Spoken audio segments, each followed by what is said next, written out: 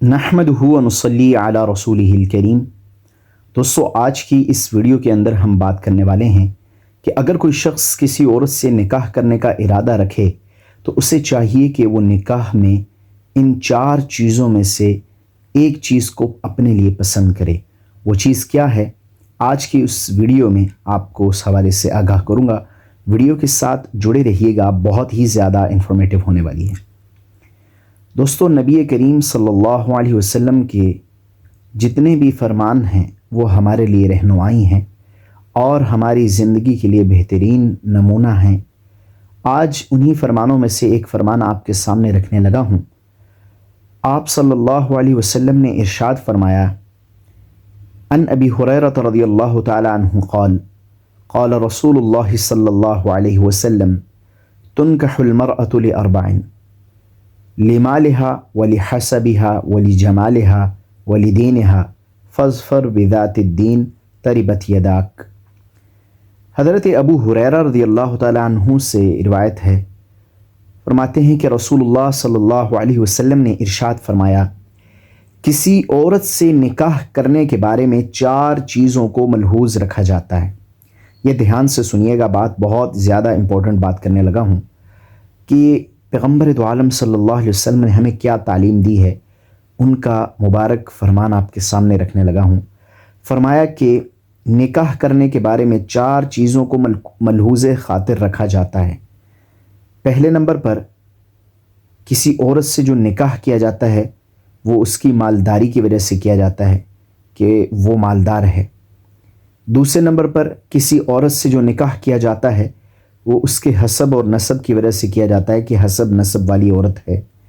تیسرے نمبر پر کسی عورت سے جو نکاح کیا جاتا ہے وہ اس کے حسن و جمال کی وجہ سے کیا جاتا ہے کہ بڑی حسین ہے، بڑی جمیل ہے، اس وجہ سے مرد جو ہے وہ عورت سے نکاح کرتا ہے۔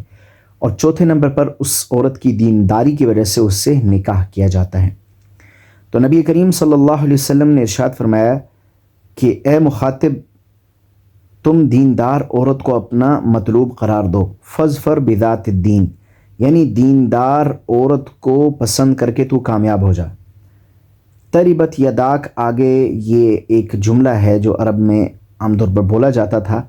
فرمایا خاک آلودہ ہوں تیرے دونوں ہاتھ، تو دیندار عورت کو پسند کر۔ تو معلوم ہوا نبی کریم صلی اللہ علیہ وسلم کے مبارک ارشاد سے کہ اگر کوئی مرد عورت سے نکاح کرنا چاہے یا نکاح کا ارادہ کرے تو وہ ان 4 چیزوں میں سے عورت میں اس کی دینداری کو دیکھے کہ اگر عورت دیندار ہوگی تو اس کا اثر جو ہے وہ نسلوں پر پڑے گا اور نسلیں بھی جو ہیں وہ دیندار ہوں گی اور نیکی کے کام کرنے والی اور نیکی کے کاموں میں حصہ ڈالنے والی ہوں گی۔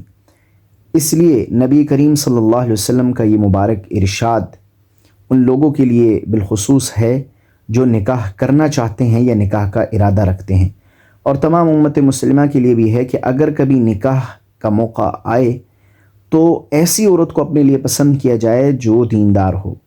بعض لوگ نکاح کے موقع پر مال کو دیکھتے ہیں، حسن و جمال کو دیکھتے ہیں اور حسب نسب کو دیکھتے ہیں، خاندان کو دیکھتے ہیں۔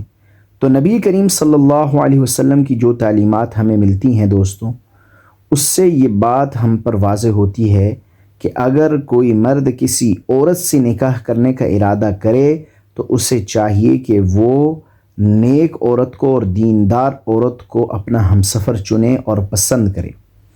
یہ نبی کریم صلی اللہ علیہ وسلم کی تعلیمات ہے۔ اس کی وجہ یہ ہے کہ اگر نیک عورت ہوگی تو میں نے پہلے عرض کیا کہ اس کا اثر نسلوں پر پڑے گا اور نسلیں بھی نیک ہوں گی انشاءاللہ۔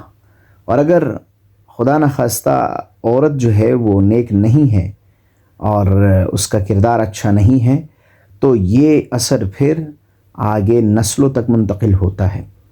اس لیے عورت کا باحیا ہونا، دیندار ہونا، نیک ہونا یہ بہت ضروری ہے۔ اس لیے نبی کریم صلی اللہ علیہ وسلم نے اس کی تعلیم دی۔ باقی حسن و جمال اور مالدار ہونا یہ الگ خوبیاں ہیں، اور اگر کوئی شخص ایسی عورت تلاش کر لیتا ہے جس میں یہ 4 خوبیاں ہیں تو بہت اچھی بات ہے۔ لیکن اگر عورت جو ہے وہ مالدار تو ہے لیکن دیندار نہیں، حسن و جمال تو ہے لیکن دیندار نہیں، اونچے خاندان والی ہے لیکن دیندار نہیں، اور شریعت کے مطابق چلنے والی نہیں، تو پھر ایسی عورت جو ہے وہ زندگی میں بہت سارے مسائل پیدا کرتی ہے ایک مرد کے۔ اس لیے کوئی بھی شخص، کوئی بھی مرد جب نکاح کرنے لگے تو ان 4 چیزوں کو سامنے رکھے اور پھر دیکھے نبی کریم صلی اللہ علیہ وسلم نے کیا تعلیم دی ہے۔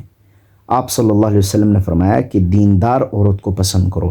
ہاں، اگر دیندار بھی ہے اور خوبصورت بھی ہے اور مال والی بھی ہے تو بہت اچھی بات ہے، لیکن اگر یہ 3 چیزیں کسی عورت میں پائی جا رہی ہیں لیکن دینداری نہیں، تو ذرا رک کر سوچ لیجئے اور دیندار عورت کو اپنا ہمسفر بنائیے۔ امید کرتا ہوں ہماری آج کی یہ ویڈیو آپ کو پسند آئی ہوگی۔ ویڈیو پسند آئی ہے تو اس کو لائک کر دیں، چینل پر نئے ہیں تو چینل کو سبسکرائب کر دیں۔ ملتے ہیں اس طرح کی ایک اور انفارمیٹیو ویڈیو میں۔ اللہ حافظ۔